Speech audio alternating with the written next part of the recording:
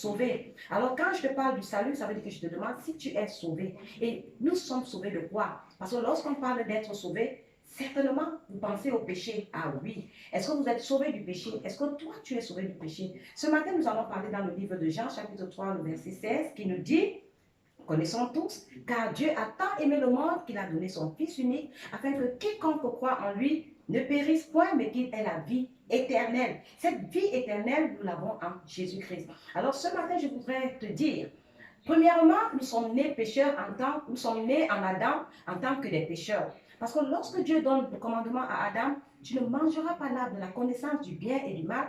Qu'est-ce qui s'est passé? Adam a mangé l'arbre de la connaissance du bien et du mal. Et en Adam, nous sommes tous devenus des pécheurs, selon qu'il est écrit. Tous ont péché et sont privés de la gloire de Dieu.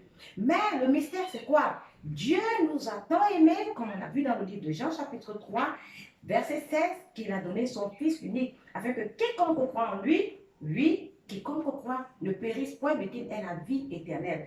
Alors, comment est-ce que nous avons la vie en Jésus-Christ?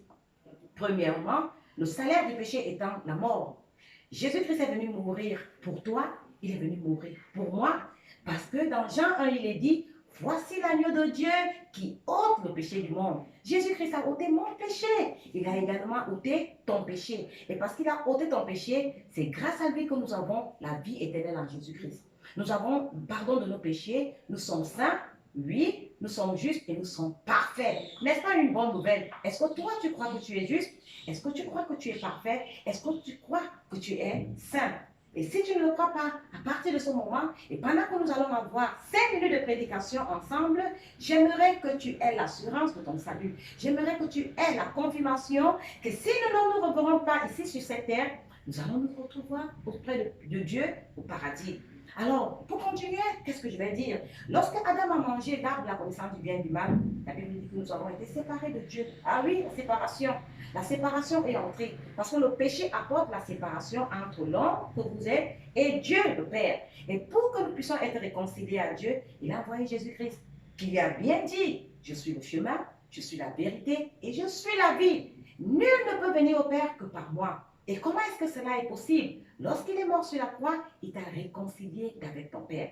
Lorsqu'il est mort sur la croix, il a ôté ton péché. Lorsqu'il est mort sur la croix, il t'a rendu juste. Nous sommes justes et c'est pourquoi nous nous identifions en tant que des chrétiens.